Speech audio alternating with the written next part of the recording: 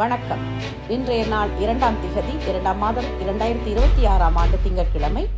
செய்திகள் வாசிப்பவர் பிரியாநகர். பனசியா தமிழின் பிரதான செய்திகள். முதலில் தலைப்புச் செய்திகள். சுதந்திர நாளை கரிநாளாக அனுஷ்டிக்குமாறு யாழ் பல்கலைக்கழக மாணவர் ஒன்றியம் அழைப்பு. கிவில் ஓயா திட்டத்திற்கு எதிராக மக்கள் எழுச்சி போராட்டம் இன்று உணர்வெழுச்சியுடன் நெடுங்கணியில் இடம்பெற்றது. 80 லட்சம் ரூபாய் பெறுமதியான ஐஸ் போதைகளை வைத்திருந்த தம்பதியினர் கைது. சிறுவர்களை பாலியல் வன்கொடுமை செய்து வீடியோவாக பதிவு செய்த வர்த்தகர் மற்றும் பொறியியலாளர் கைது. நாட்டின் பாதுகாப்பை சமரசம் செய்ய முடியாது. மத்திய நிதியமைச்சர் நிர்மலா சீதாராமன் திட்டவட்டம். பங்களாதேஷ் முன்னாள் பிரதமர் ஹசீனாவுக்கு 10 ஆண்டுகள் சிறை தண்டனை. தொடர்வது விரிவான செய்திகள். முதலில் தாயக செய்திகள். எதிர்வரும் 4ஆம் திகதி இலங்கையின் சுதந்திர தினம் கொண்டாடப்பட உள்ளது. அந்த நாளை கரிநாளாக அனுஷ்டிக்குமாறு அனைத்து தமிழ் பேசுகின்ற மக்களையும் அழைத்து நிற்பதாக யாழ் பல்கலைக்கழக மாணவர் ஒன்றியம் தெரிவித்துள்ளது.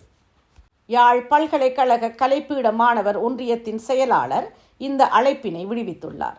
அந்த வகையில் 4ஆம் திகதி வடக்கில் கிளிநொச்சியிலும் கிழக்கில் மட்டக்களப்பிலும் காலை 10 மணி அளவில் இந்த போராட்டம் முன்னெடுக்கப்பட உள்ளது.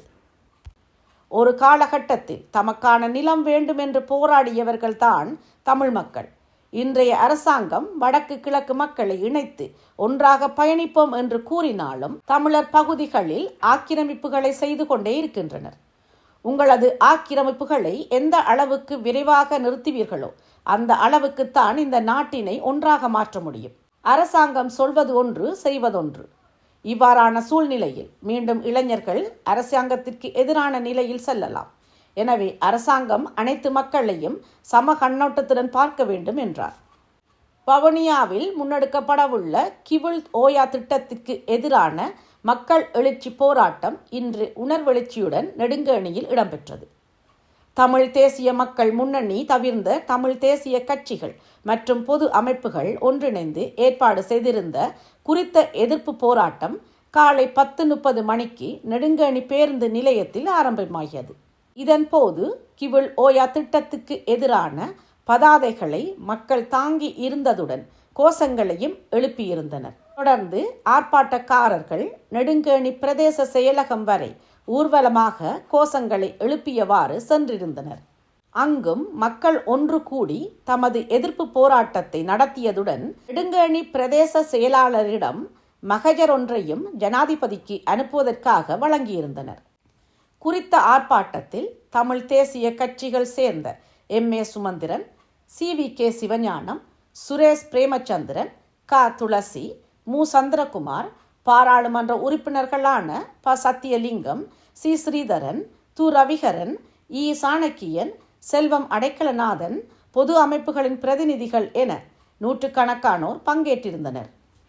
மன்னார் நாச்சிக்குடா கடற்கரை பகுதியில் இலங்கை கடற்படை நடத்திய சிறப்பு தேடுதல் நடவடிக்கையின் போது சுமார் 17 கிலோகிராம் ஆமை இறைச்சி, 39 ஆமை முட்டைகள் மற்றும் ஒரு டிங்கி படகுடன் 3 சந்தேக நபர்கள் கைது செய்யப்பட்டனர். இந்த சம்பவத்தில் கைது செய்யப்பட்டவர்கள் மன்னார் நாச்சிக்குடா பகுதியில் வசிப்பவர்கள் என அடையாளம் காணப்பட்டுள்ளனர்.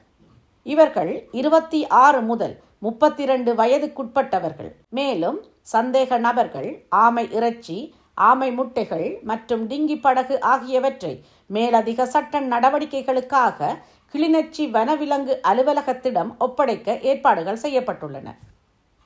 புத்தளம் போலீசாரின் போதைப்பொருள் தடுப்பு பிரிவினரால் முன்னெடுக்கப்பட்ட சோதனையின் போது சுமார் 80 லட்சம் ரூபாய் பெறுமதியான 524 கிராம் ஐஸ் போதைப் பொருளை தம் வசம் வைத்திருந்த குற்றச்சாட்டில் தம்பதியினர் கைது செய்யப்பட்டுள்ளனர். இதேவேளை சம்பவம் தொடர்பில் ஆனைமடு பகுதியைச் சேர்ந்த 28 மற்றும் 23 வயதுடைய தம்பதியினரை நேற்று புத்தளம் மெல்லன்குளம் பகுதியில் வைத்து இவ்வாறு கைது செய்யப்பட்டுள்ளனர். இவர்கள் இப்பாகமுவ பகுதியில் உள்ள தமது பாட்டியின் வீட்டில் தங்கியிருந்து போதைப்பொருள் வியாபாரத்தை முன்னெடுத்து வந்துள்ளமை போலீஸ் விசாரணையில் தெரிய வந்துள்ளது. இதேவேளை போதைப்பொருள் கடத்தலுக்கு பயன்படுத்தப்பட்ட கார் ஒன்றும் போலீசாரால் பறிமுதல் செய்யப்பட்டுள்ளதுடன் புத்தளம் மற்றும் அதனை சூழவுள்ள பகுதிகளில் உள்ள இளைஞர்களுக்கு வெளிப்பகுதியில் இருந்து போதைப் பொருளை கொண்டு வந்து விற்பனை செய்யும் தம்பதியினர் குறித்து போலீசாருக்கு தகவல் கிடைத்தது. இதன் அடிப்படையில் சுமார் 1 மாத காலமாக முன்னெடுக்கப்பட்ட இரகசிய கண்காணிப்பு நடவடிக்கையை தொடர்ந்து போதைப் பொருளை கடத்திச் சென்ற போதே குறித்த தம்பதியினர் கைது செய்யப்பட்டுள்ளனர். வெளிநாடுகளில் உள்ள போதைப் பொருள் கடத்தல்காரர்களுடன் இந்த தம்பதியினர் நேரடி தொடர்புகளை பேணி வந்திருக்கலாம் என போலீசார் சந்தேகிக்கின்ற நிலையில் இது குறித்த மேலதிக தகவல்களை பெற்றுக்கொள்வதற்காக சந்தேக நபர்களை தடுத்து வைத்து விசாரணை செய்ய போலீசார் நடவடிக்கை எடுத்துள்ளனர். சர்ச்சைக்குரிய திருகோணமலை புத்தர் சிலை விவகாரம் தொடர்பான சம்பவத்தின் அடிப்படையில் வணக்கத்திற்குரிய பலாங்கொட கஸ்ஸப தேரர் உள்ளிட்ட 4 பிக்குகள் மற்றும் மேலும் 5 சந்தேக நபர்களை மீண்டும் விளக்கமறியலில் வைக்குமாறு நீதிமன்றம் உத்தரவிட்டுள்ளது. இந்நிலையில் இந்த சம்பவம் தொடர்பான வழக்கு திருகோணமலை நீதவான் நீதிமன்றில் இன்று 2ஆம் திகதி மீண்டும் விசாரணைக்கு எடுத்துக்கொள்ளப்பட்ட போது சம்பந்தப்பட்ட தரப்பினர் நீதிமன்றில் முன்னிலைப்படுத்தப்பட்டனர். இதன் போது குறித்த குழுவினரை எதிர்வரும் பிப்ரவரி மாதம் 9ஆம் திகதி வரை தொடர்ந்தும் விளக்கமறியலில் வைக்குமாறு நீதிமன்றம் உத்தரவிட்டுள்ளது. கண்டியில் 36 சிறுவர்களை பாலியல் வன்கொடுமைக்கு உட்படுத்தி அதனை வீடியோவாக பதிவு செய்த குற்றச்சாட்டில் வர்த்தகர் ஒருவரும் பொறியியலாளர் ஒருவரும் சிறுவர் மற்றும் மகளிர் துஷ்பிரயோக தடுப்பு பிரிவு அதிகாரிகளால் கைது செய்யப்பட்டுள்ளனர். பேராதனை வீதியில் வசிக்கும் நபர் வழங்கிய முறைப்பாட்டின் அடிப்படையில் ஆரம்பகட்ட விசாரணைகள் முன்னெடுக்கப்பட்டு குறித்த இருவரும் கைது செய்யப்பட்டுள்ளனர். பிரதான சந்தேக நபரான வர்த்தகர் முதலில் கைது செய்யப்பட்டார். அவரிடம் 3 நாள்கள் முன்னெடுக்கப்பட்ட தடுப்பு காவல் விசாரணைகளின் மூலம் இந்த பாரிய குற்ற கும்பல் பற்றிய விவரங்கள் தெரிய வந்துள்ளது. அதற்கமைய இதுவரை கண்டெடுக்கப்பட்ட வீடியோ காட்சிகளின் அடிப்படையில் 36 சிறுவர்கள் அடையாளம் காணப்பட்டுள்ளனர். ஆனால் பாதிக்கப்பட்ட சிறுவர்களின் எண்ணிக்கை இதைவிட அதிகமாக இருக்கலாம் என போலீசார் சந்தேகிக்கின்றனர். சிறுவர்களை தகாத செயற்பாடுகளுக்கு உட்படுத்துவதற்காக 3 வெவ்வேறு இடங்களை பயன்படுத்தியுள்ளனர். இவர்கள் நீண்ட காலமாக திட்டமிட்டு இச்செயலில் ஈடுபட்டு வந்துள்ளமை விசாரணையில் தெரிய வந்துள்ளது. இந்த கும்பலில் மேலும் 5 பேருக்கு தொடர்பு இருப்பதாக போலீசார் கண்டுபிடித்துள்ளனர். ஏனைய சந்தேக நபர்களை கைது செய்ய விசாரணைகள் தீவிரப்படுத்தப்பட்டுள்ளதாக சிறுவர் மற்றும் மகளிர் துஷ்பிரயோக தடுப்பு பிரிவின் பிரதி போலீஸ் மா அதிபர் தர்ஷிகா குமாரி தெரிவித்துள்ளார். தலைமறைவாக உள்ள ஏனைய சந்தேக நபர்களில் 3 சமூகத்தில் உயர்மட்ட பதவிகளை வகிப்பவர்கள் என அடையாளம் காணப்பட்டுள்ளனர். இதேவேளை கைது செய்யப்பட்டுள்ள பொறியியலாளரை 3 நாட்கள் தடுப்பு காவலில் வைத்து விசாரணை செய்ய நீதிமன்றம் அனுமதி வழங்கியுள்ளது. ஜனாதிபதி செயலகத்துக்கு முன்பாக பாரிய எதிர்ப்பு ஆர்ப்பாட்டம் ஒன்று முன்னெடுக்கப்பட உள்ளதாக பாடசாலை அபிவிருத்தி உத்தியோகத்தர்கள் சங்கம் அறிவித்துள்ளது. இந்நிலையில் குறித்த போராட்டத்தை மேலும் தீவிரப்படுத்தும் வகையில் இன்றைய தினம் எதிர்ப்பு ஆர்ப்பாட்டம் முன்னெடுக்கப்பட உள்ளதாக தெரிவிக்கப்படுகின்றது. கடந்த 6 வருடங்களுக்கும் மேலாக பாடசாலையில் கற்பித்தல் பணிகளில் ஈடுபட்டு வரும் தங்களை எவ்வித நிபந்தனையுமின்றி ஆசிரியர் சேவையில் நிரந்தரமாக இணைக்க வேண்டும் என்ற கோரிக்கையை முன்வைத்து இந்த அபிவிருத்தி உத்தியோகத்தர்களின் போராட்டம் நடைபெறுகின்றது. இந்த போராட்டம் தீவிரமடைந்துள்ள நிலையில் நாளை மாலை 6 மணிக்கு ஜனாதிபதியுடன் பேச்சுவார்த்தை நடத்துவதற்கு சந்தர்ப்பம் வழங்கப்பட உள்ளதாக தெரிவிக்கப்படுகின்றமை குறிப்பிடத்தக்கது.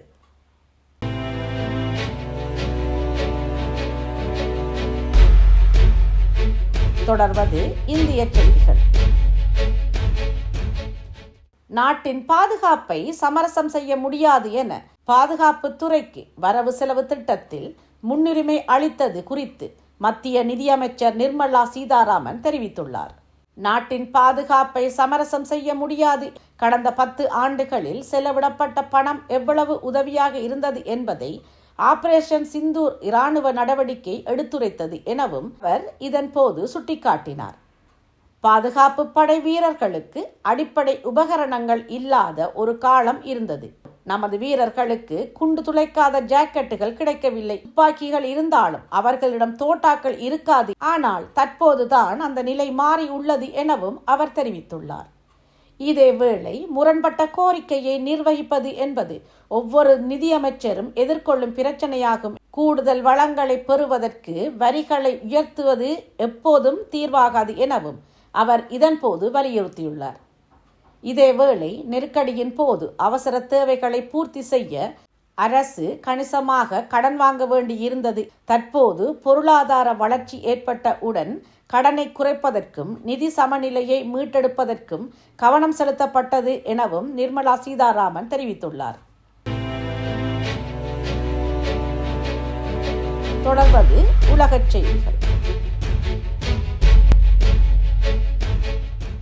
பங்களாதேஷில் இடம்பெறவுள்ள பொதுத் தேர்தலில் சர்வதேச பார்வையாளராக பங்கேற்குமாறு இந்தியாவுக்கு அந்த நாட்டு இடைக்கால அரசின் தலைவர் முகமது யூனுஸ் அழைப்பு விடுத்துள்ளார். பங்களாதேஷில் எதிர்வரும் 12ஆம் திகதி பொதுத் தேர்தல் நடைபெறவுள்ளது. அதேவேளை நிர்வாக அதிகாரத்தை குறைப்பதற்கான பொது வாக்கெடுப்பும் ஒரே நாளில் நடைபெறவுள்ளது. இந்நிலையில் தேர்தல் மற்றும் பொது வாக்கெடுப்பில் சர்வதேச பார்வையாளராக பங்கேற்குமாறு இந்தியாவுக்கு பங்களாதேஷ் அழைப்பு விடுத்துள்ளது. பங்களாதேஷில் இந்துக்களுக்கு எதிரான வன்முறைகள் அதிகரித்து வருவதால் பங்களாதேஷ் மீது இந்திய மத்திய அரசு பெரும் அதிருப்தியில் இருக்கின்றது. எனவே இந்தியா தனது பார்வையாளர் குழுவை அனுப்புவது குறித்து இன்னும் முடிவெடுக்கவில்லை. பங்களாதேஷின் இடைக்கால அரசு வெளியிட்ட தகவலின்படி இதுவரை மொத்தம் 330 சர்வதேச பார்வையாளர்கள் தங்கள் வருகையை உறுதி செய்துள்ளனர். இஸ்லாமிய ஒத்துழைப்பு அமைப்பு, ஐரோப்பிய ஒன்றியம் உட்பட 6 சர்வதேச அமைப்புகள் பார்வையாளர்களை பங்களாதேஷுக்கு அனுப்ப ஒப்புக்கொண்டனர். அதேபோல 16 நாடுகள், பல்வேறு சர்வதேச அமைப்புகளைச் சேர்ந்த 32 தனிப்பட்ட நபர்கள் என பலர் வருகை தர உள்ளதாக தெரிவிக்கப்பட்டுள்ளது. இது குறித்து பங்களாதேஷின் இடைக்கால அரசின் தலைமை ஆலோசகர் முகமது யூனிஸின் அலுவலகம் வெளியிட்ட அறிக்கையில், கடந்த 2024 இடம்பெற்ற தேர்தலை விட இந்த முறை 2 மடங்கு பார்வையாளர்களின் எண்ணிக்கை இருக்கும் என்று தெரிவித்துள்ளது. அரசாங்க வீட்டு வசதி திட்டத்தில் நிலம் ஒதுக்கீட்டில் முறைகேடுகள் நடந்ததாக கூறப்படும் 2 தனித்தனி ஊழல் வழக்குகளில் பதவி நீக்கம் செய்யப்பட்ட பிரதமர் ஷேக் ஹசீனாவுக்கு பங்களாதேஷ் நீதிமன்றம் இன்று 2ஆம் திகதி 10 ஆண்டுகள் சிறை தண்டனை விதித்துள்ளது. ஒவ்வொரு வழக்கிலும் டாக்கா சிறப்பு நீதிபதி நீதிமன்றம் ஹசீனாவுக்கு தலா 5 ஆண்டுகள் சிறை தண்டனை விதித்துள்ளதாக அரசு நடத்தும் BSS செய்தி நிறுவனம் தெரிவித்துள்ளது. புர்பட்சோவில் உள்ள ராஷிக் புதிய நகர திட்டத்தின் கீழ் நிலங்களை ஒதுக்குவதில் முறைகேடுகள் நடந்ததாக கூறப்படும் வழக்குகளில் 78 வயதான ஹசீனா, அவரது மருமகன் ரத்வான் முஷிப் சித்திக்கு, அவரது மருமகள்கள் துலிப் ரிஸ்வானா சித்திக் மற்றும் அஸ்மினா சித்திக் மற்றும் பிறருக்கு நீதிமன்றம் தண்டனை விதித்தது. தீர்ப்பு இன்று மதியம் 12:30 மணியளவில் அறிவிக்கப்பட்டது. அதே நேரம் குற்றவாளிகள் அனைவருக்கும் தலா 1 லட்சம் பங்களாதேஷ் ரூபாய் அபராதம் விதித்து நீதிமன்றம் உத்தரவிட்டது. மேலும் அபராத தொகையை செலுத்த தவறினால் கூடுதலாக 6 மாதங்கள் சிறை தண்டனை அனுபவிக்கவும் உத்தரவிட்டது. கடந்த ஆகஸ்ட் மாதம் 5ஆம் திகதி பெரும் போராட்டங்களுக்கு மத்தியில் பங்களாதேஷை விட்டு வெளியேறியதிலிருந்து ஹசீனா இந்தியாவில் வசித்து வருகிறார். முன்னதாக நீதிமன்றத்தில் அவர் தப்பியோடியவராக அறிவிக்கப்பட்டமையும் குறிப்பிடத்தக்கது. தொடர்வது விளையாட்டு செய்திகள். கண்டி பல்லேலகவில் நேற்றிரவு நடைபெற்ற 2வது D20 போட்டியில் இங்கிலாந்து அணி இலங்கையை 6 விக்கெட் வித்தியாசத்தில் வீழ்த்தியது. இந்த வெற்றியின் மூலம் 3 போட்டிகள் கொண்ட D20 தொடரை இங்கிலாந்து 2-0 என்ற கணக்கில் சமன் செய்தது. நேற்றிரவு 7 மணிக்கு ஆரம்பமான இப்போட்டியின் நாணய சுழற்சியில் வெற்றி பெற்ற இங்கிலாந்து அணி பந்து வீச்சினை தேர்வு செய்தது. அதன்படி முதலில் துடுப்படுத்தாடிய இலங்கை அணியானது நிர்ணயிக்கப்பட்ட 20 ஓவர்கள் நிறைவில் 5 விக்கெட்டுகளை இழந்து 189 ஓட்டங்களை குவித்தது. தொடக்க ஆட்டக்காரர்களான 10 நிஷங்கம் மற்றும் கமில் மிஷாரா ஆகியோர் 33 பந்துகளில் 56 ஓட்டங்களைச் சேர்த்து இலங்கைக்கு வலுவான தொடக்கத்தை அளித்தனர். முதல் போட்டியில் தடுமாறிய நடுத்தர துடுப்பாட்ட வீரர்களும் அணியின் ஓட்ட இலக்கினை நிலப்படுத்துவதற்கு பெரும் பங்கு ஆற்றினர். தனஞ்சய டி சில்வாவுக்கு பதிலாக மீண்டும் அணியில் சேர்க்கப்பட்ட பவன் ரத்நாயக்கா 22 பந்துகளில் 40 ஓட்டங்கள் எடுத்து அசத்தினார். இவர் தவிர குசல் மெண்டிஸ் 17 பந்துகளில் 32 ஓட்டங்களையும், சரித் அசலங்க 22 பந்துகளில் 28 ஓட்டங்களையும் அதிகப்படியாக எடுத்தனர். பின்னர் சேசிங்கில் இங்கிலாந்து 7.2 ஓவர்களில் 2 விக்கெட் இழப்புக்கு 57 ஓட்டங்களை எடுத்திருந்த நிலையில் மழை குறுக்கிட்டதால் ஆட்டம் தடைப்பட்டது. இதனால் டக்வெத் லூசிஸ் முறைப்படி 190 ஓட்டங்கள் என்ற அசல் இலக்கு 17 ஓவர்களில் 168 ஆக திருத்தப்பட்டது. அந்த நேரத்தில் இலங்கையின் சுழல்பந்து வீச்சாளர்கள் தங்கள் பிடியை இறுக்கினர். இதனால் இங்கிலாந்து தேவையான வேகத்தை விட பின்தங்கியது. எனினும் அணித்தலைவர் ஹாரி ப்ரூட் விரைவாக சேசிங்கின் போக்கை மாற்றினார். 12 பந்துகளில் 2 பவுண்டரிகள் மற்றும் 4 சிக்சர்கள் உட்பட 36 ஓட்டங்களை எடுத்து இங்கிலாந்தின் ஓட்ட வேகத்தை அதிகரித்தார். புரூக்கின் அதிரடியான ஆட்டம் இங்கிலாந்தின் வெற்றி இலக்கை 27 பந்துகளில் 39 ஓட்டங்களாக குறைத்தது. எனினும் புரூக்கின் ஆட்டமிழப்பை அடுத்து டோம்பெண்டர் வெற்றியின் பொறுப்பினை கையில் எடுத்து மொத்தமாக 33 பந்துகளில் 54 ஓட்டங்கள் எடுத்து சேசங்கை நங்கூரமிட்டார். இதனால் இங்கிலாந்து 6 விக்கெட்டுகள் மற்றும் 2 பந்துகள் மீதமிருந்த நிலையில் வெற்றி இலக்கினை கடந்தது. போட்டியின் ஆட்ட நாயகனாக டோம்பெண்டர் தெரிவானார். முதல் D20 போட்டியில் இங்கிலாந்து அணி டக்வெத் லூசிஸ் முறைப்படி 11 ஓட்டங்கள் வித்தியாசத்தில் வெற்றி பெற்றிருந்தது. இந்த நிலையில் இரு அணிகளுக்கும் இடையிலான 3வதும் இறுதியுமான போட்டி நாளை நடைபெறும் என்பதும் குறிப்பிடத்தக்கது. இத்துடன் பனேசிய தமிழின் பிரதான செய்திகள் நிறைவு பெறுகின்றன. செய்திகளை உடனுக்குடன் தெரிந்து கொள்ள பனேசிய தமிழ் நியூஸ் வலையொலியை சப்ஸ்கிரைப் செய்யுங்கள். நேரலையில் www.panesiatamil.tv என்ற இணையதளம் வாயிலாக தொலைக்காட்சியை பார்வையிடலாம். நன்றி, வணக்கம்.